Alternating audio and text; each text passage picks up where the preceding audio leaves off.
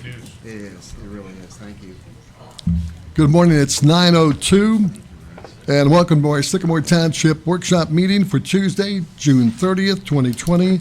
Let the record show that all three trustees are present, and due to the COVID-19, we are practicing social distancing, and each of us had our temperature taken as we entered the building, as did the people in the audience. First off, we have a proclamation. Let me share it with you. Whereas in 1776, our country declared its independence, and thus that event is commemorated and celebrated on July 4th each year. And whereas we pause to honor all those who sacrificed to gain our independence in the American Revolutionary War, and whereas the National Society of the Sons of the American Revolution is a nonprofit, nonpartisan organization dedicated to preserving and teaching the history of the American Revolution. And whereas, through their research, Sycamore Township residents and the Sons of the American Revolution determined that some grave markers of fallen American Revolutionary heroes had mistakenly been placed in the wrong cemetery. And whereas those grave markers have now been installed in their rightful place in Sycamore Township's Memorial Cemetery through the efforts of the Sons of the American Revolution, now therefore be it proclaimed by the Board of the Township Trustees of Sycamore Township, Hamilton County, Ohio, that in addition to honoring our independence on July 4th, 2020, we designate this Sons of the American Revolution Day in Sycamore Township. And we have to vote on this. Motion to pass it approve. today. Second. Would you call the vote? Mr. LaBarbera? Aye. Mr. James? Aye. Mr. Weedman? Aye. And we're going to pass this down to Mr. Porter on file. And I'm going to make a motion to approve the June 4th trustee meeting minutes. Motion to approve. We have a second. Second. Any discussion? Mr. Porter, would you call roll? Mr. LaBarbera? Aye. Mr. James? Aye. Mr. Weedman? Aye. I'm going to make a motion now to approve the June 16th, 2020 workshop meeting minutes. Second. Any discussion? Please call the roll. Mr. LaBarbera? Porter. Aye. Mr. James? Aye. Mr. Weedman? Aye. Fiscal Officer Rob Porter has our bills and receipts. Any Yes, we have receipts in the amount of $379,556.18, disbursements in the amount of $317,540.93. A complete listing of receipts and disbursements is available in the packet for your Motion to review. approve. Second. Any discussion? I want to ask you about McParland Consulting, Parks and Public Spaces, 8622 Plainfield Road. What was that for? You know? Parent Consulting, Yeah, that's for asbestos study okay. for the demolition of the house. Okay. Want to call the roll? Mr. LaBarbera? Aye. Mr. James? Aye. Mr. Weedman? Aye. Okay, now we have our sheriff's report with the former lieutenant, now Captain Torrey Smith. Congratulations, well Thank you, done. sir. That's Good morning, wonderful. everybody. Good morning. Good to see everyone. Not a whole lot to report today. As Mr. LaBarbera said, I've been promoted. I was promoted last Thursday, June 25th. As with most promotions within the sheriff's office, it involves a change of scenery. So unfortunately, I will be moving on. However, I'll be serving as your liaison for the next 2-3 weeks during the transition. The front runner to replace me is Lieutenant Mike Tarr. He's incredibly sharp. I think you'll like him a lot. And we'll have some further conversations with Mr. Warwick during this time. My plan is to invite Lieutenant Tarr to the July Board of Trustees meeting to make a formal introduction and then to convey some words to the board, to whoever else is in attendance that evening. So that's coming down the pike. Not much to report. Things have been fairly quiet with the exception of the incident we had on a lot of the town center a few days ago.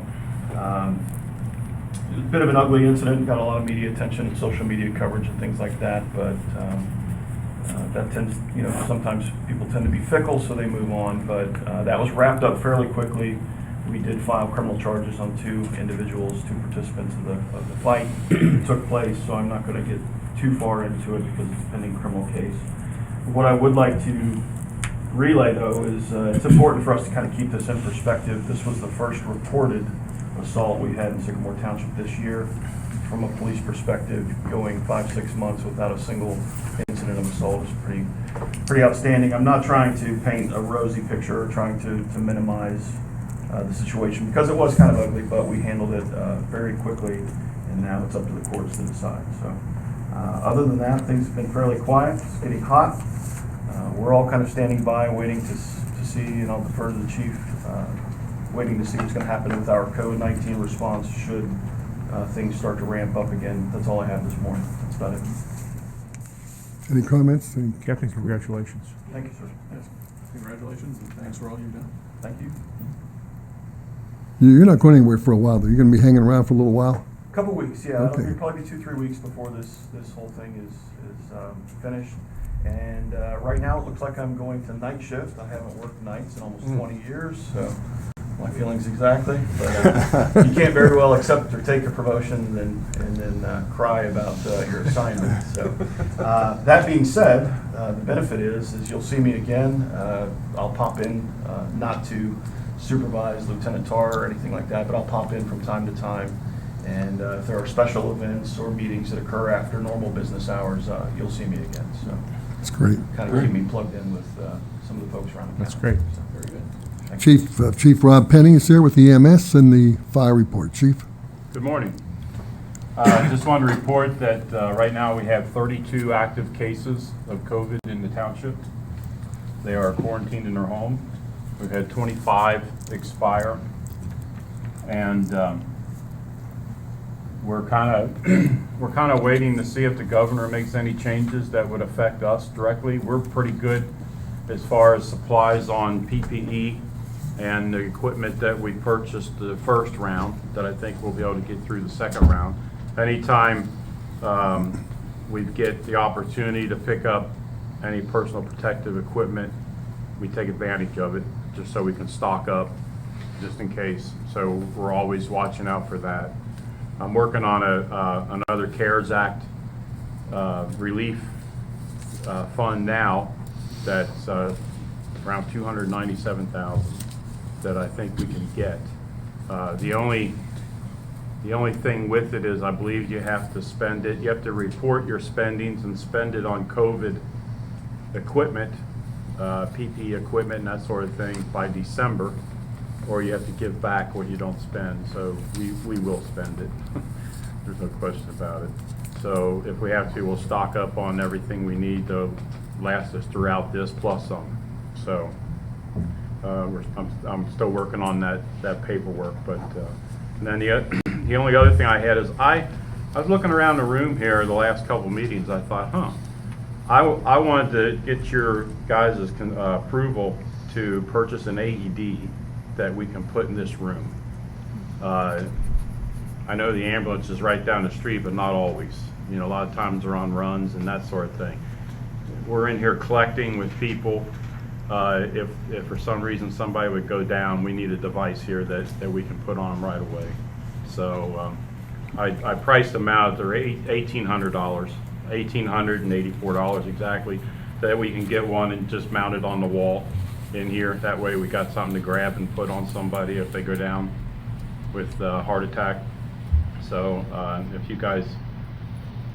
you think that's a good investment, I'll go ahead and get that ordered. What kind of life on that? 10 years? 10, oh yeah. So we could use TIF for that. Mm-hmm. Yeah, I'll make a motion to approve the acquisition of, is it an ADD? AED, Okay. automated external defibrillator. I'll second that. Okay. Sir, not to interrupt, Chief, our deputies are trained on that as well, so if the chief wasn't here, or if he was and he needed a hand, one of our people were present, we could assist. It's actually designed for the layperson too, because it'll actually talk you through. You just, it has a diagram that shows where the pads go on the person, and then when you turn it on, it'll detect the heart rhythm, and if it's a shockable rhythm, it'll tell you, stand by, it's shocking, and you just don't touch the person, and it'll shock it. And if it doesn't, if the shock doesn't take the rhythm to a sinus rhythm, it'll tell you to start CPR. I mean, it'll walk you through the whole thing. Good. So, because these are the same devices they put at the malls and places, some of the public buildings downtown. So any person, if they can get it off the wall and put the pads on somebody, it'll walk you through the rest of it. Okay. So, Seems to be a good idea. I think we have a comment out there if you wanted to entertain it. Yes, I Kathy think that's Kugler, a Kathy really Kugler. Great idea, and also, since we're gonna develop this area back here with children and people walking, if there could be a sign, if there's an AED in this building, because I personally have had experience with somebody having a heart attack, and you might need that. It is easy to use. I've had training as well. I just wanted to encourage us to let that since we have a park area out here in the future perhaps and now, that is there a way that if there was an incident to occur out there, if they could get it, come in here and get it, or do you understand what I'm saying, Mr. Penny? We can, that I'm not sure, but I understand what you're saying, and we can look into that to see if there's a place we could put one. I mean, if we had to, we could put one in the firehouse, because it's always open. Well, I'm just saying that I think it's a Once the park fabulous, gets up and great running. idea and could save a life and could be a young man's life, because lots of young men have heart attacks in these athletic areas. It happens. Thank you. That's all I want to say. Thanks, Kathy. That's all I have. We have a motion and a second. Mr. LaBarbera? Aye. Mr. James? Aye. Mr. Weedman? Aye. Any questions for the chief? I did have one, because this has come up in social media recently. You may know the answer. There's free testing for COVID-19 in various places around town that's being promoted as free testing. The Jewish hospital tent isn't something named in that typically, but I know a lot of people have been saying testing there is free in the community too. Do you know whether they are doing free testing? Or I believe it is free. They're probably not advertising it because they get pretty, now, is it, I'm not sure if it's still, you're still being able to be tested without a doctor's order. I have heard they're taking anyone Anybody? for that. I know someone- Jewish does, Yeah. but I don't know about like the urgent cares and things of that nature. I know they do the testing also, but the last few people that I know that's done it, they've had to call their doctor, and the doctor called it in and had it done, had to set up. It was like a no questions asked, especially if you have any symptoms at all. But I know Jewish does do that. Yeah.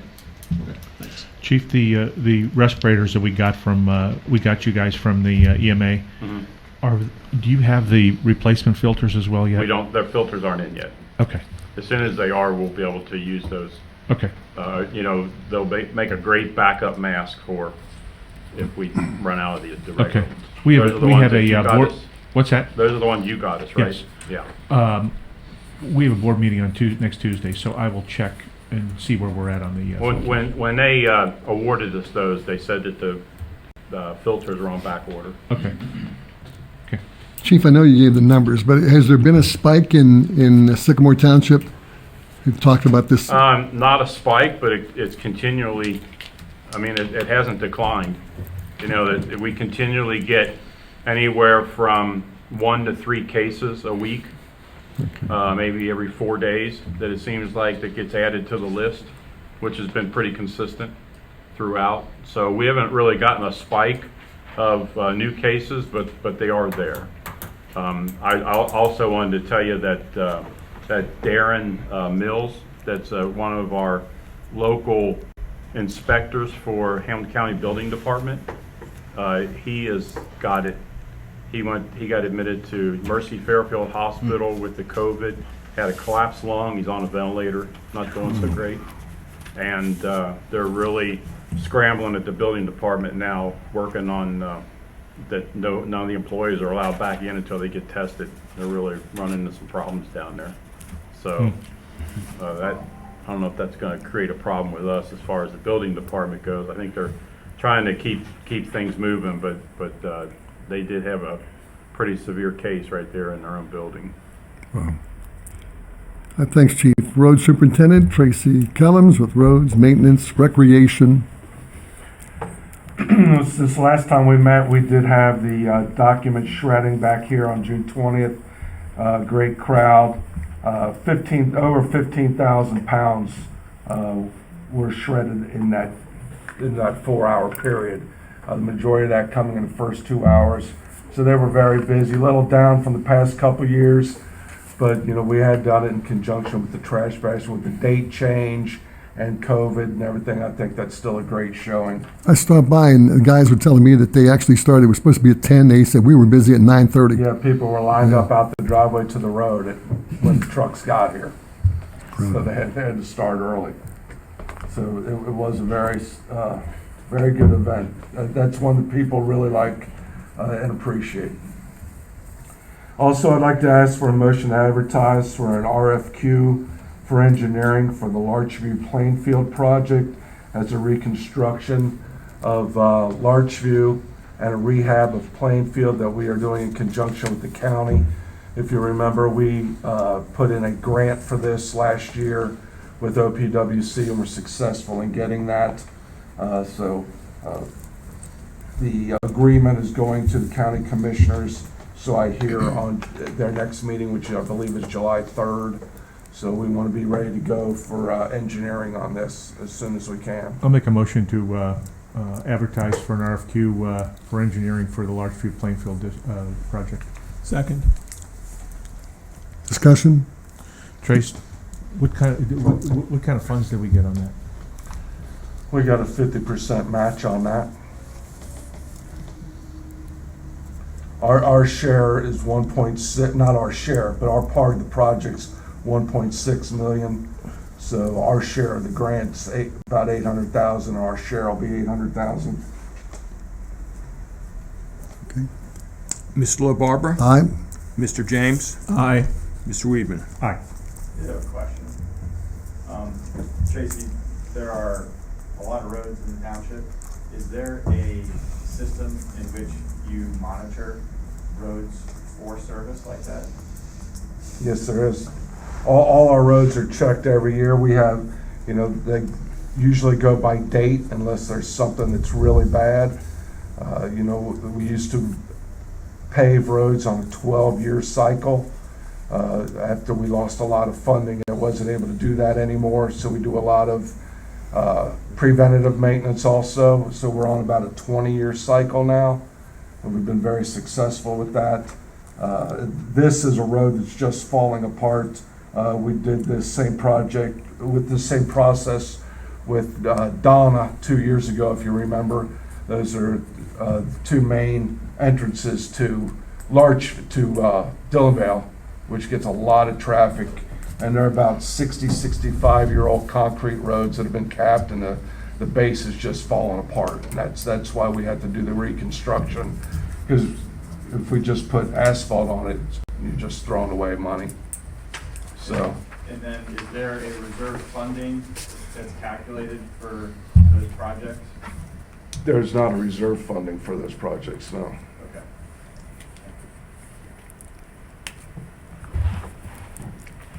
Okay. We also had the Jump and Jive concert this past Saturday. Said there was about 50 people there, very enjoyable. That was at Bechtold Park. Trash Bash is set up for September 18th and 19th up north at McDaniel Park on the School Road side, and September 25th and 26th at Bechtold. Everything is set for that. Also, car show on August 1st.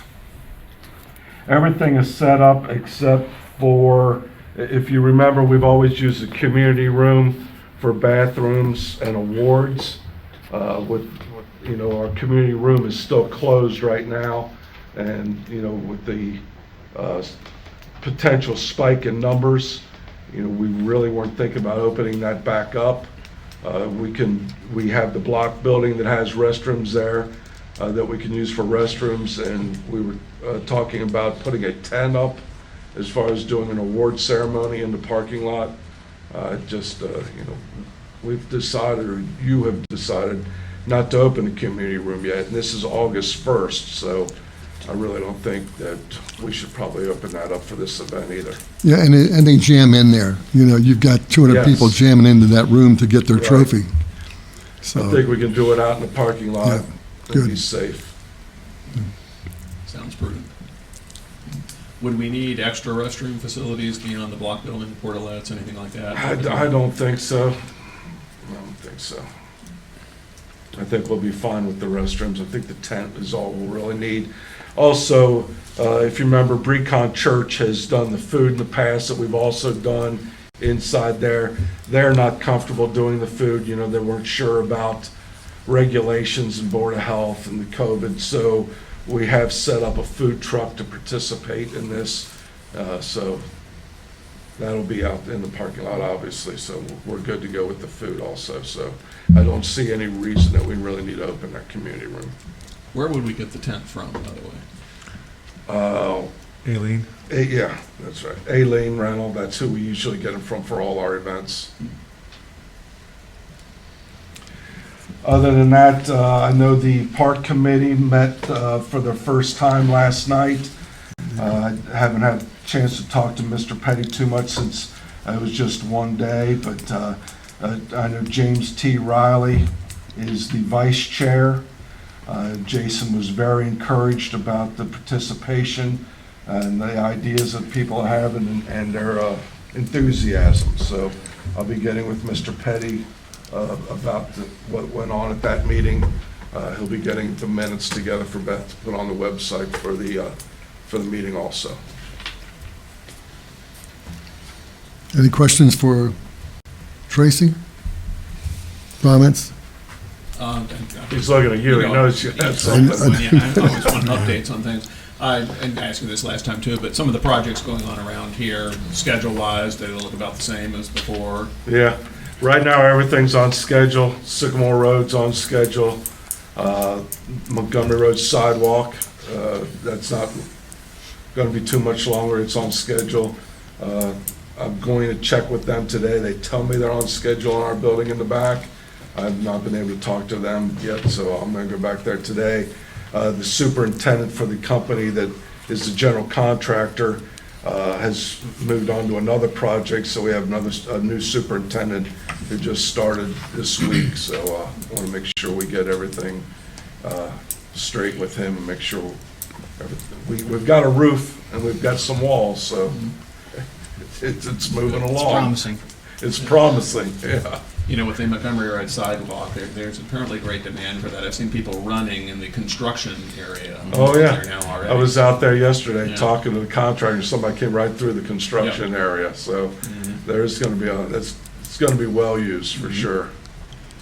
Hey, Trace, it's probably time to trim the bushes in front. The sign is blocked again. But months ago, we were talking about investigating buying a different sign. Yes. Did we go any research on I've that? talked to contractors. I do have some pricing on that.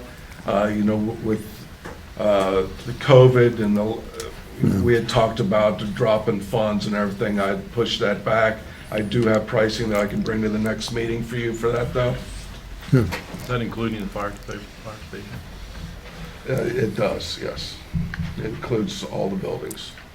Okay. Skylar Miller, our zoning administrator. Yes, sir. Skylar? Good morning, gentlemen. Good morning. Briefly, violations are up a little bit right now. It's kind of typical during our growing season. The majority of folks that we work with come into compliance rather easily. The nuisance property on Quail Hollow that's under construction right now, they're moving slower than what they've stated. But the immediate dangers that were present on the site, those have been abated. We're still holding that over their heads if they allow the property to return to that previous state.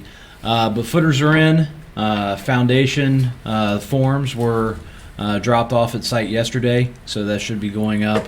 As long as the weather holds, I think they'll finally start getting the that foundation in and backfill around it. So at least, hopefully, most of that dirt will be gone here in the next week or so. Let's see here. The only actionable item I have for you today is a resolution for vegetation, garbage, refuse, and debris. Let me see if I can get these pictures up here for you. There we go. This is a property in the High Point area. This grass has continued to grow. We're not getting a response from the residents. It's kind of hard to see from these pictures, but there's quite a bit of garbage on site too. So we'll be pursuing full abatement on this. So if I may, I'll read the resolution to you, or do we have any questions first? I'm sorry, you may have just said this. Have you had any contact with the resident or property owner? Kevin has, at least through letters. I don't believe he's, received any positive feedback at all. They don't seem like they're willing to come into compliance voluntarily. Does no positive feedback mean no feedback, or? Good question. I would have to check with Kevin on that, but again, when we get to this state, it's because they're not working with us. Okay. I would assume it's not positive feedback because they've not mitigated the issue. Exactly. Well, sometimes you're just ignored, and other times choice words are said that I won't repeat here. So it just depends on the situation. And is the property occupied? It looks like it from the view. Yes, I believe it is. I have a question for you, Skylar. Is it a rental property? To the owner or to the renter? I can't answer that today. Typically, we don't. We actually have better response from rental properties because the owner's trying to get that issue abated. It's in those situations, it's not actually the renter that's on the hook for that. If we do have to take this as far as putting a lien on the property, it's going to go against the property owner. So usually it's that's when we get compliance in that situation. So. Quick question, Skylar. There's another property if you're driving west on Fields Road, on the corner, I think 2nd or 3rd Street, with a smaller tan structure with a tan garage in the back. Mm-hmm. That backyard is easily 3 foot tall, if not 4. This is not that extensive compared to that one. Just wondering why that one hasn't been brought up. So by practice and by the temperament of the board in the past, the Planning and Zoning Department does not actively police our properties. We're not out there to come down on private property rights unnecessarily. So we are 100% complaint driven. If we receive a complaint on a property, we will go out, investigate. If we find violations, we will pursue compliance. If we can't work with the property owner, that's when we get to this point. If a property is, if there is a violation on a property, unless it's an immediate health and safety issue, we're not going to initiate it. So that's the first I'm hearing of that property. We're happy to pursue it if you'd like us to. Otherwise, we're going to allow the property to, So there's a complaint on this one? There's a complaint on this one, yes. Every violation that we have, there is a complaint. We do accept anonymous complaints. We do it over the phone, in person, and then we also have the action line that with the form that's available online. Anonymous completely, or you do take a name and you just don't share it publicly? How does that anonymity go?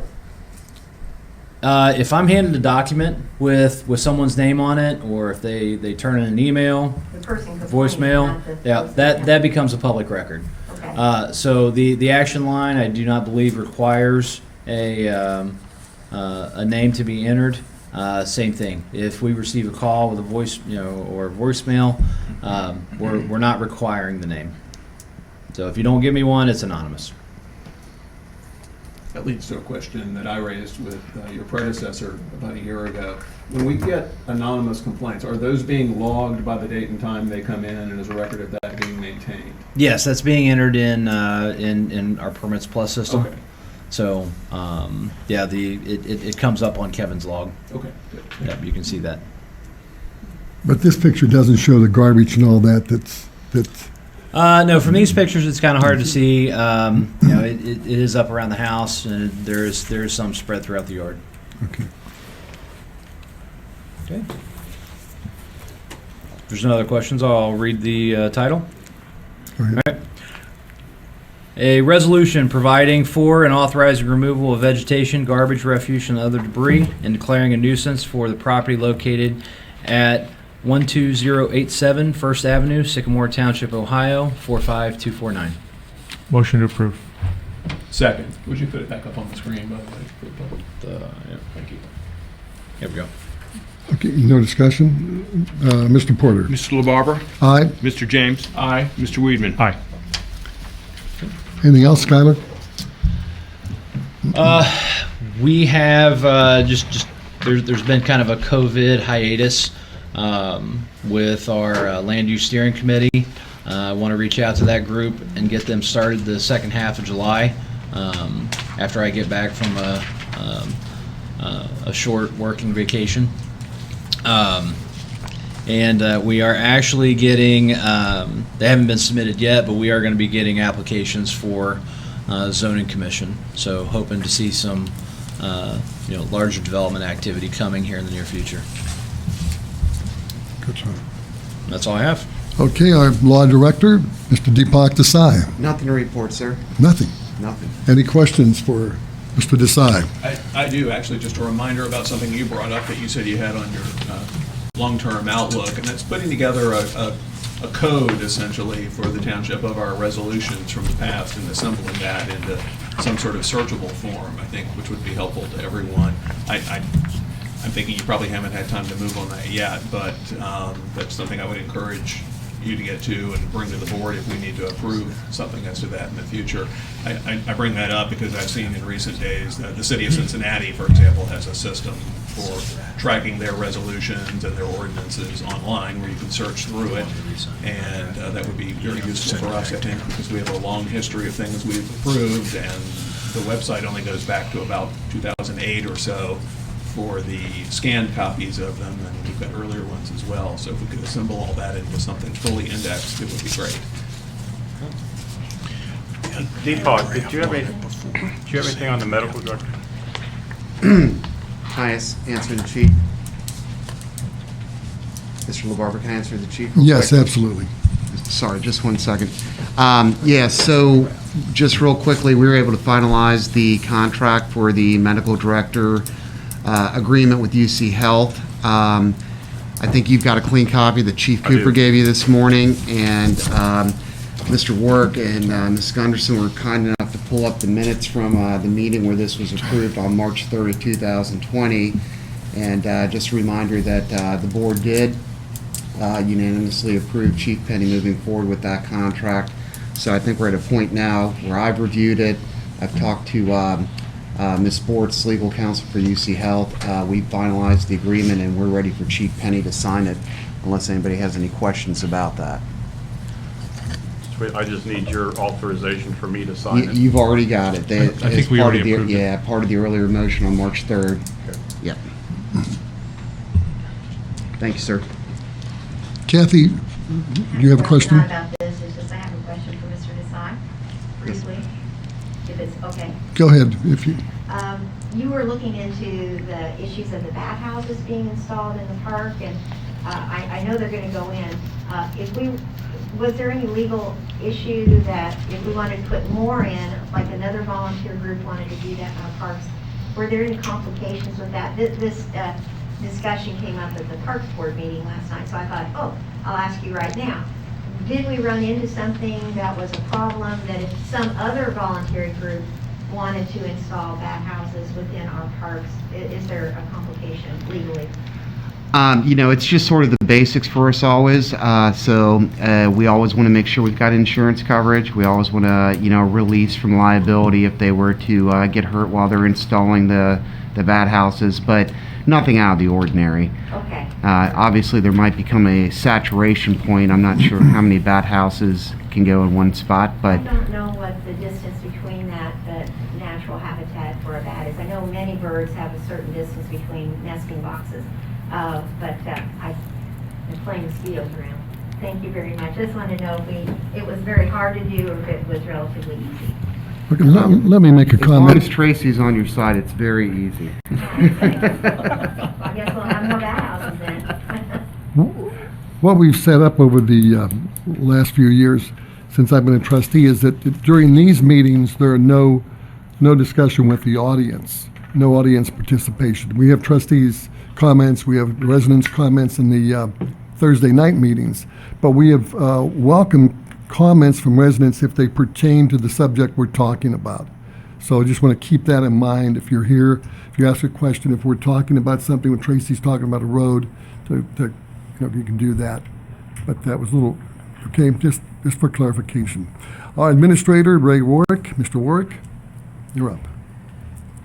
I have a couple items. First, I just wanted to make a couple comments about the 2021 budget and the process. We're going to endeavor to have an operating budget that we actually report against for 2021. Historically, that really hasn't been done here. And I also am going to involve staff in the budgeting, at least the expense part, and then we're making some comments on the revenue part that is tackled with the tax budget, which will be in a hearing at the next meeting, and hopefully that'll all be ready to go. We're still working on some of that, but I met with Chief Penny and Tracy, and they are taking care of looking at the expenses for the areas that they run. I mean, they spend most of the money in the township, and so they're locked in. Also, we've never really had reporting that showed their reserve, beginning reserve and their ending reserve. They now have a sense of that, and also I'm still working on being able to handle the JED money differently in that it's handled in two ways now. One of the ways is the JEDs just pay expenses for their departments, to use them as an example, and that's less than ideal from a management standpoint because they don't even know what's being spent, and I'd like to change that. The other way that JED money is handled is it's brought over to their top line, if you will, in the form of revenue, and that's typically done in December to make up for shortfalls that have occurred throughout the year, which once again I don't think that's the way to do it. So if we approach the 2021 budget, I think we're going to be proposing that we project and predict and move JED money, all the JED money, to their top line and let them pay all of their expenses so they're truly running their departments. The other thing was a good point that ties to this budget, what Tracy was talking about before, this big project at Plainfield, where our match is $800,000. When we look at a year like 2021, the $800,000 is essentially our road budget. And to do that one big project and ignore the schedule of normal road maintenance is probably not a very good idea, especially given that we can figure out how to propose to the board to be able to secure that money from JEDs or TIFs, and so that we can execute this grant project, which sorely needs to be done, and also not get behind on our annual road maintenance. So that'll be something you'll hear from us about later. Obviously, roads is the core government service that we all use every day, and I think we're going to want to come before you and propose what we would like to do about that to keep our road maintenance up. So we'll talk more about this as we proceed with getting Chief Penny and Tracy and myself. I'll cover the rest of the accounts, but at some point we'll break out other areas. Zoning should have its own little subset of the budget somehow in there, so that people have some understanding when they're doing things, just essentially what it costs, and is it fitting into our operating budget plan for the year. So we'll be working on that in the coming weeks and months. When do you expect to have that ready? Expect to have what ready? The budget. the final budget will be approved in December. The tax budget is scheduled to be approved by the board on July 14th. That's just really getting established with the county on the type of property tax money and things that will flow. And we'd like to be able to tie to their certificate this year. In the past, I don't believe we have, and I think that by us trying to tie to their certificate, have an operating budget with the department heads managing it, I think that's a more rational place to be, if you will, on the whole budget. So it'll take some doing because Rob and Tracy have not been involved at this degree. So there'll be some trial and error, but we'll put one together and we'll be able to describe what it is we think that we want you to approve. The Rob in that context being Chief Penny, not Yes, sir. Mr. Porter, correct? So, okay. Question for you about that, and I know we have the tax budget hearing set for, I think, 6:45 p.m. on the 14th, so that's 15 minutes before our regular meeting. I have not been through this process myself before. Is that sufficient time for that? It should be. Just to remind you, the trustees that have been here before, it reports what the actual expenditures were in 2018, 2019, the first 6 months for 2020, and then the second half of 2020 is a projection, and then they project for 2021, a projection. So my office is working with Ray to really the only things that get tweaked are the second half of 2020 and 2021. And the purpose of it's not an operating budget, as Ray clarified. It's to let the auditor know that we need the tax levies that we've got in place. So it's not a line by we don't look at zoning, what zoning spending, or that's the operating budget which Ray and the department heads are working on. This is more of a reporting type thing, and it has to be done that date. So hopefully we'll have something to everyone ahead of time. So if they want to tweak it, and I'm fine with tweaking the things that we can. The things that have already been spent, we can't tweak, but that's how that works. It's like about 5 minutes, we're already on board, we just sign off on it that day. That's There's essentially never how it really been a works. big That's how it's discussion. worked in the past. Tax budget is So- largely ceremonial as opposed to mechanical, but I would agree with we're that endeavoring to characterization. tie them closer together since we're going to have an operating budget this year. Okay. The only other item I have is a large PO. This is a purchase order for $50,000. This is to pay our property tax. There are certain properties that the township owns that do not qualify to be exempt. I think last year our property taxes came to about $82,000. They're going to be higher this year because I think the Pep Boys property comes fully online this year. So we had previously, you had previously approved a purchase order for $55,000 in paying our taxes at mid-year. I think we used most of that up, so we're asking for an additional $50,000 PO so that we have the ability to pay the next round of taxes. This may be a little bit more than we need, but we really don't know for sure, so we'd like to ask for approval of a $50,000 purchase order. Motion to approve a purchase order up to $50,000 for the purposes of paying property taxes. I'll second that. I do have some questions. The properties that are covered by this, Pep Boys would be one. The Taco Bell site used to be taxable. Is it still taxable? Essentially, that all of those parcels are.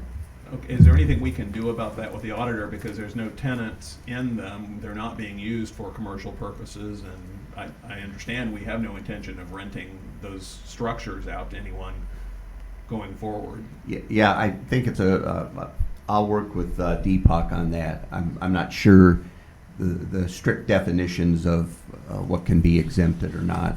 It could be that since we acquired those properties to attend to have them developed, that maybe they don't meet that. I just don't know. Yeah, I mean, very simply, just because a government owns a piece of property doesn't make it tax exempt. It has to be used for a public purpose. So if you want to get that exemption, you apply to the Ohio Department of Taxation. There's an application you put in. They can then process it for exemption under the Ohio Revised Code for a public purpose. Non-township governments have some other options as well. They can form land reutilization programs, and if they take title to that property in what I call the LRP's name, under the statute, it's deemed to be for a public purpose, so you don't have to demonstrate a public purpose. There are some creative things you can do for something to become a public purpose. On smaller lots, community gardens are a public purpose that will then allow you to apply for a tax exemption. So, as Ray suggested, we'll take a look at what's out there, and maybe we can come up with some ideas on how we might be able to, lessen the tax burden. Okay, and I asked because I've looked at all of those parcels in great detail before, and the large parcel immediately on the far side of Taco Bell from Kenwood Road that used to be apartments years ago, we're not paying taxes on that. It's a big empty lot. There's no structure there. Taco Bell, on the other hand, had a paying tenant until the lease wasn't renewed.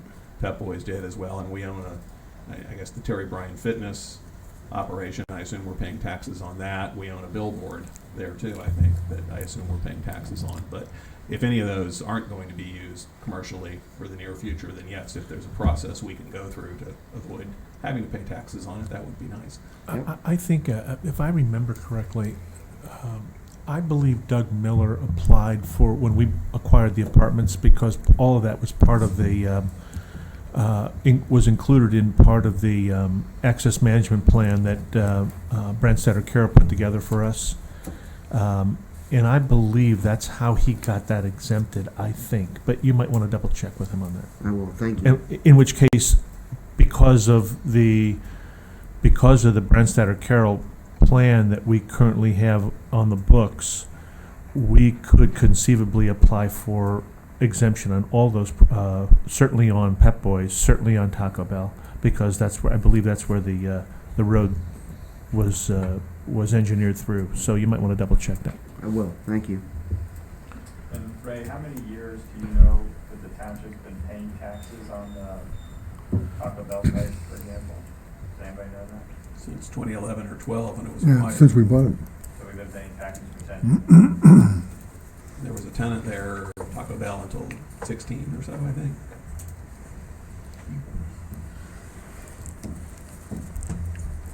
Ray, anything else? We have Motion and a second. Do we have? Yeah. I think there's a motion and a second. Do we Yes. want any more comments? Mr. Porter? Mr. LaBarbera? Aye. Mr. James? Aye. Mr. Weedman? Aye. Thank you. That's all I have. Okay, up now is fiscal officer. Wait. Sorry, I do have a question for Ray as to that, something else.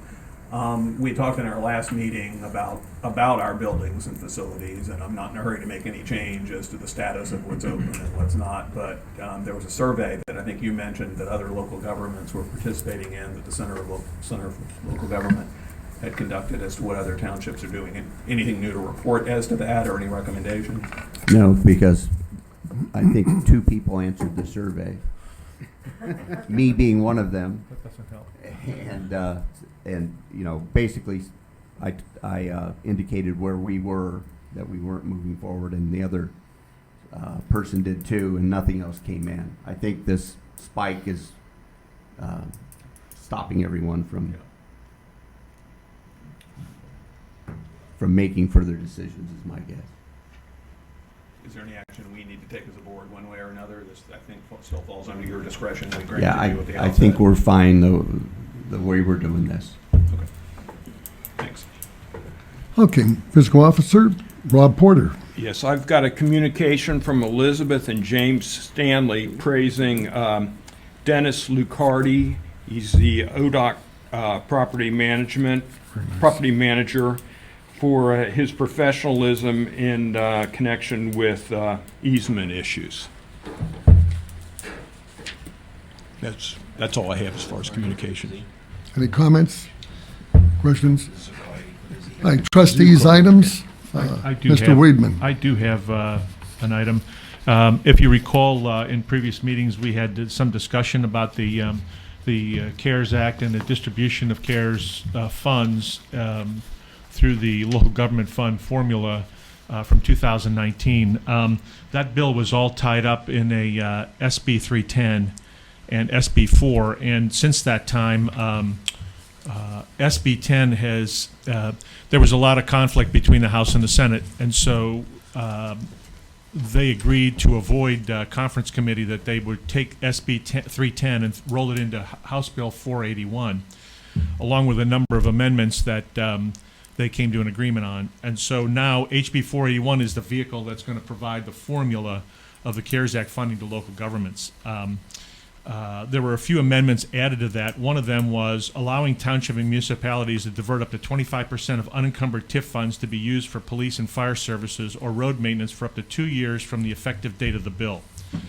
This revenue is required to be replaced should a township or municipality receive funding for revenue replacement under an amended version of the CARES Act. Number two, temporarily removing the threshold for competitive bidding for PPE.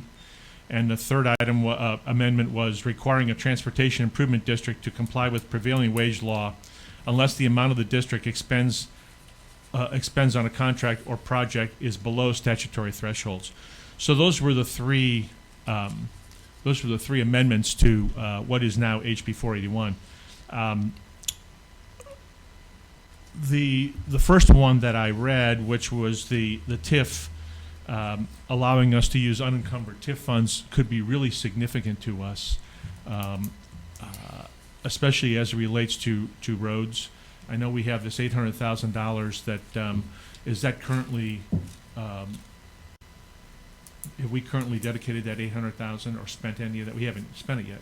No. I mean, we could That technically. would be our whole road budget for '21. Right, and so to back to Ray's point, where he suggested that, you know, when we spend $800,000 on this project, we give up all our road project for all the other roads. I would suggest that we explore this to ensure that we have the ability to use unencumbered TIF funds for that $800,000 and continue to do our other road projects. There is some opposition to this. I've got assurances from the governor's office that he is going to sign this. There are a handful of state senators and state reps who are fighting to have him line item veto that TIF amendment to HB 481. The good news is we have a veto-proof majority in both the House and the Senate, so I don't think we're going to have an issue. And we've got commitments that that's going to if necessary, they will exercise their override of the veto. So I think it's going to probably come through. So based on that, I think we should start exploring how we might be able to exercise the use of up to 25% of unencumbered TIF funds for the purposes of both roads and safety services. And I think we should probably try to put a plan together in short order to make sure that we're on top of that. So Yeah, that definitely will be part of the budget that we construct for 2021. that's all I have. Question, and I'm just curious, do you know what the arguments are from the people who are opposed to that? This is actually it's those people that are that have taken opposition to TIF in certain fashions. Oftentimes, when the rules are set, when the state legislature gives townships, for instance, the tools to exercise things like tax increment financing, they do that for a specific reason. And when people go back and abuse it, that's when some of these guys aren't too happy about the fact that they were given the tools to begin with. And so, anytime there's, I know that there's a couple of state reps that are in that boat. I also know that Obhoff did that for a different reason, and I'm not sure what it was, but it wasn't that reason. So, having said that, I can't speak for all of them, but I do know that there's some sentiment that, you know, that townships and when the legislature gives townships the authority to do certain things under home rule, and then they get abused, they have a tendency to want to pull back and say, you know, why are we even giving them the tools to begin with, because they're abusing the tools that we gave them. So. Okay, thanks. I was curious. For the public's reference, each of the trustees did sign off on letters to the legislature encouraging that this change occur. The change in the TIF law does allow the 25% of unencumbered funds to be used for a limited time, subject to reimbursement out of the CARES Act as well, but the use is forgivable if it is not reimbursed out of the CARES Act at some point. Otherwise, it does get paid back into the TIF. Whether our township needs to do that or not is a question for the future. Perhaps we do if we're going to be reimbursed out of federal funds for it, but it's something we'll certainly consider going forward. But some townships do desperately need the money around the state as well. They're in much more dire financial situations than our township, where we are quite well off, frankly, which is a good thing. A few other things, and you were finished with the You done? Sorry, Ray. I can just assure you on the road side, there'll be no CARES Act reimbursement, so that's something we should probably hone in on as well. There could conceivably, under police and fire, be some additional CARES Act reimbursement somewhere down the way, which would require us to, any funds we used, we would have to reimburse back to the TIF. But on the road side, I don't anticipate there'll be any CARES funds. It becomes rather confusing because the funds that Chief Penny is receiving is tied to a different program where he can get reimbursed straight up because it's COVID-19 related. So on the road side, I believe you're right. I don't see us needing CARES money, so that the use of the 25% out of various TIFs to keep the road maintenance going will work just fine. And I think that this is an occasion, I mean, I'll leave out my comments about TIFs, and sometimes the townships are our own worst enemy. We get TIFs and we abuse them, we get JEDs, we abuse them. Well, they already took the JED-Zs away. But in our case, this makes a whole lot more sense for us to use money that's ready and available here without having to apply to the state or the feds. So if I had a crystal ball, I would think that we're not going to really be pressured or under pressure to apply for CARES Act money. But being able to tap into the 25% TIF rule makes it pretty easy then for us to achieve that road budget. And I will add that originally the language in that amendment was to expire December 31st of 2021, and I believe now it is 2 years from the date that the governor signs it. So we've actually got an additional extension of about 6 months. So it's only benefits us even more. Okay. Did you have other comments? No. Okay, thank you. And thanks for your efforts in persuading the legislature and governor to move ahead with that. A few other comments here. I'll just mention this again. If anyone out there watching or listening has not responded to the census yet, please do that. It's important we have an accurate count of everyone here in Sycamore Township, because that matters as to how money is allocated from various governments to us, and representation as well. So it's important to answer the census questions. A reminder also, our businesses have reopened as the state is gradually reopening. Many businesses in the mall have reopened, some have not yet. Restaurants are doing business but still struggling. Yoga businesses and other things are out there struggling even. So if you can, please patronize businesses in the township and in the area. You know, get takeout. Keep yourself safe. Certainly, there is a surge going on as to the virus, it appears, but let's try to get things a little bit back to normal.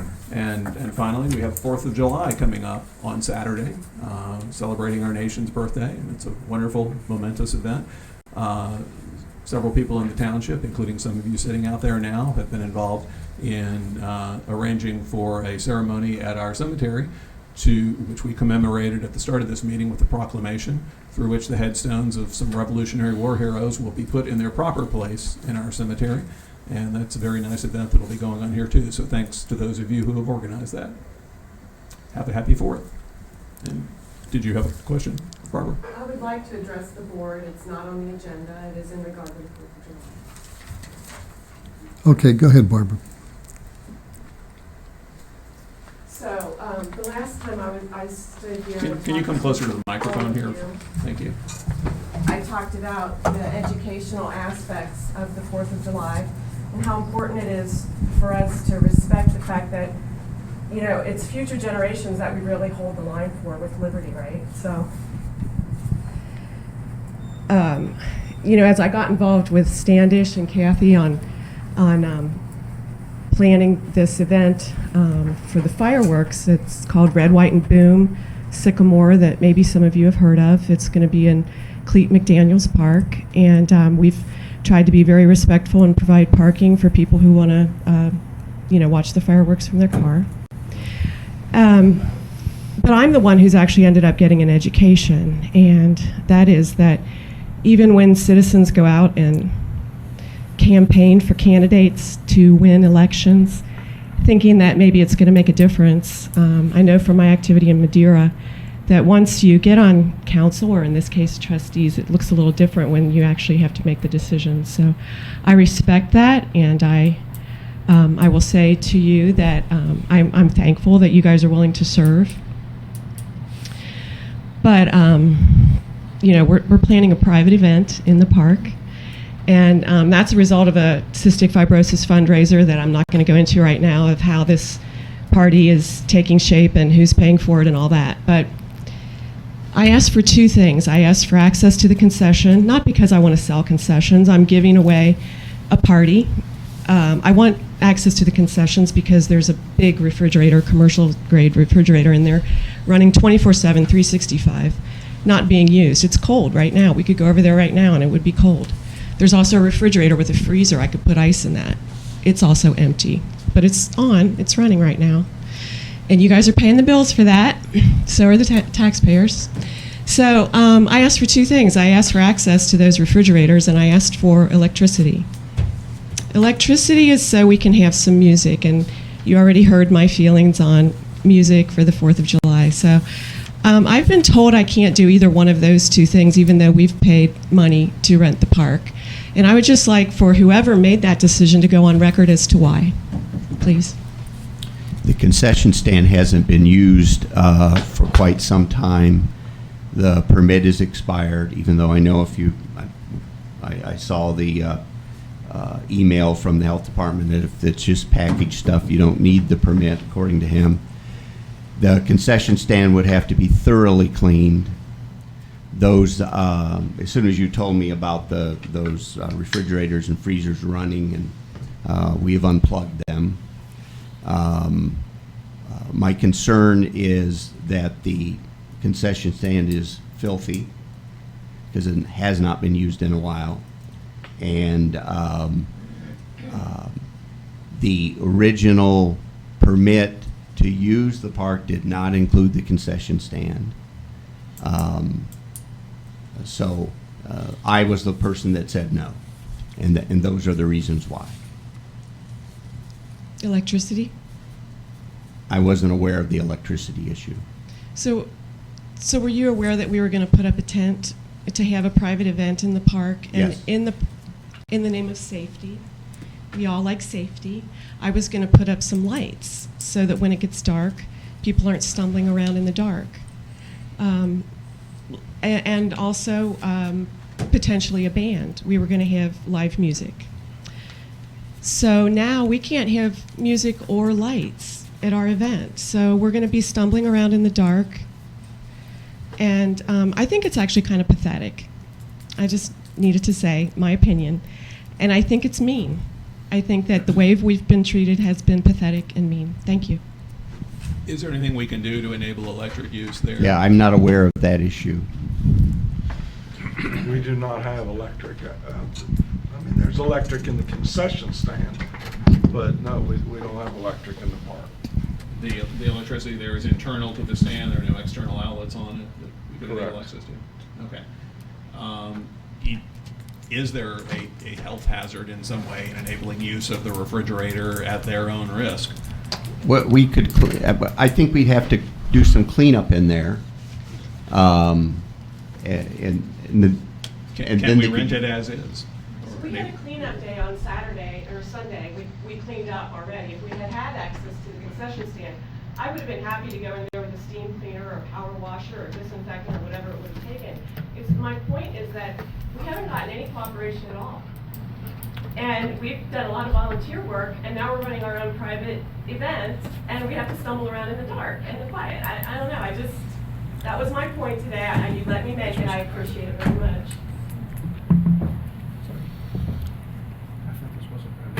It is a private. Restricted bands as part of the.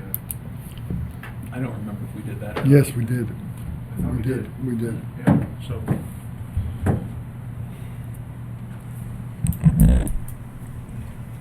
Yeah, I mean, my view is it is a private event. If we can enable use of those things at their own, cost of cleaning, and no risk to the township in doing so, which is a concern that Mr. Desai or Mr. Kellum might want to chime in on. But if there's a way to enable use of the refrigerator and freezer and plugging into the electricity, I assume we're not using megawatts of stuff there, and powering a death metal concert or anything of the sort.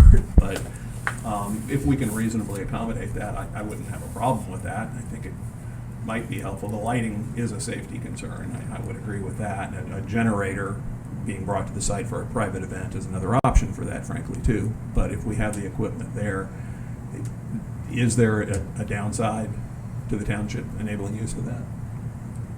Doesn't sound Well, I like don't we know can- about liability, but we hadn't talked about using electric or anything, because from what I remember, it was just supposed to be fireworks. There wasn't supposed to be a band. Then there was not going to be use of the concession stand, so we didn't pursue that. It's the agreement that the three of you put out to them when Mr. Fortin came and talked. I mean, Tracy, do we have a generator? Do we have one of those large generators that would provide power? we have small generators, we don't have anything large. So our generators I mean, wouldn't be we have enough a generator to, lawn that they could definitely run lights, you can run lights with our generator? yeah, Do we ever rent that out for private use? no. No, anytime on a private event, people bring their own generators. This is the first I've heard of a band also. But enabling electric or use of the refrigerators, I wouldn't have a problem with that for the event if the park is being rented anyway. Historically, there have been concerts in that park. So somewhere in that park, there's electricity. We would bring in generators when we had concerts. Okay, well, now I know. Thank you.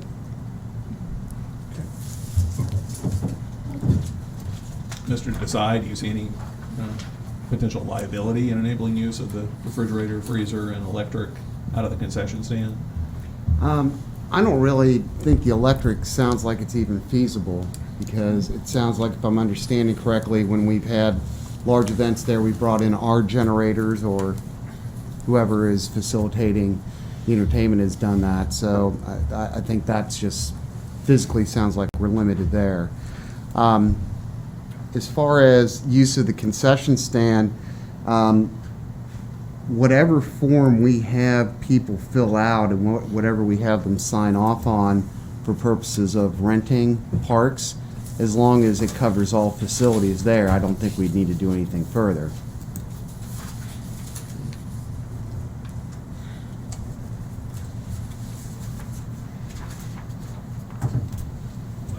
I would recommend, based on that we enable use of the refrigerator and freezer in there, and limited electric power, limited lights that don't blow the circuits in there. I do think that is important for safety to have some lighting there. If there aren't lights on poles in the park, there may be. I don't have it committed to memory, but I don't know if that's something we need to vote on as to this, or something that's in the administrator's discretion. There's lights in the parking lot, and there are lights around field 15 for, of course, you're not going to want to have those bright lights on for the field when there's fireworks going to be. Sure. But also the concession stands on the other side of the park, if I'm not mistaken, from where you were intending on putting the tent. So you're not going to really It's run not an gonna work. extension cord that far. Yeah. Now, do we have a generator that, it's a gas generator, okay, so do we have one we can let them borrow? That's your decision. We have one. We've never loaned it to anybody before. We can do anything. Just tell us what you want us to do. This thing has been a little bit of a struggle because we're getting instructions from a few different places. Sure. So, Well, yeah, we can turn the refrigerators on. We could loan them a generator. We could do all of that. You just have to tell us what you want to do. Well, as Mr. Weidman pointed out, we approved a private event in the park, not a concert or larger events there, but we've rented the park, and the concession stand does have those facilities. If food isn't going to be served out of there, it's simply going to be used for cold storage because that's where the plugs are, and we happen to have the equipment. I don't have a problem allowing use of that. When we move beyond that to township generators and things like that, that's something not already on site, not already hooked in there and requires fuel to operate. I don't think we should be doing that. That's something, if generators are needed, the private event sponsors can get out there themselves. But for equipment we already have on site there that has been running until just the other day anyway, I don't have a problem enabling use of that. I don't know You about can the rent, other you can rent generators, they're not real expensive. You know, you can rent one, we've used them for dances and that, record hops and that out in the field. So those are available, and But the struggle here remains too. This is a private event we approved somewhat enthusiastically, somewhat reluctantly, depending on which hat we're wearing as a citizen or a trustee, because there are health directives that we must all comply with. And now we have the governor preparing to announce new stuff Thursday, I think, which who knows what's going to happen as to crowds. Hopefully they get bigger, not smaller, but there's a surge going on in the virus that they're reporting at least. So all these concerns are swirling out there, and the township has rented the park for private use. So, and Using the refrigeration would be appreciated as we're running the whole park. That was Yeah. part of the. And I think that's appropriate, frankly. I don't know if that's something we need to vote on or if you need to take our temperature on, but I'd be fine with enabling use of that too. Does anyone have qualms about that? Yeah.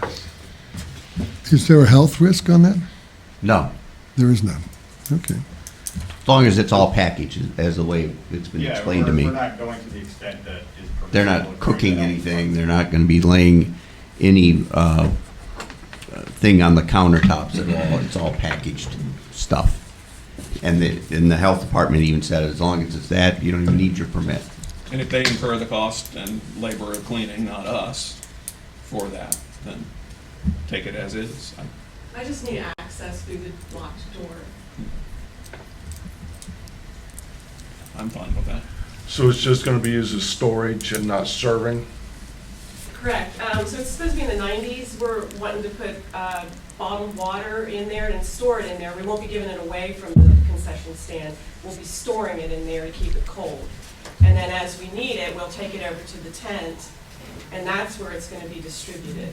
And the same is true in reverse. When the dinner is over, that's when the Sons of the American Revolution are going to be doing their reenactment, I guess. That's when I'll be trying to get any food that's left over back into the refrigerator that I would like to be able to pick up the following day so that it doesn't spoil sitting out for 3 or 4 hours while the fireworks are going off in the dark. You know, I'd like to be able to put the food away if there's anything left. And all of you are invited, by the way. We're going to have over 100 sausages with grilled onions and peppers. We're going to have 3 kinds of pulled barbecue. We're going to have all the sides. All of you and your families are invited, but you need to let me know. So we're going to try to make this a celebratory Independence Day celebration for people to have a good time and try to forget about a lot of the negative stuff that's been going on. And I will say that getting rid of our traditions and getting rid of our statues is the first step that anarchists do when they're sliding a country into anarchy and then Marxism. So I'm concerned that we're not standing up for the traditions that have made the United States of America great, and I'm just trying to do my small part. I appreciate it. Mr. Kellums, Mr. Warwick, all of you. Please come to our event if you're in town. Thanks. Thank you.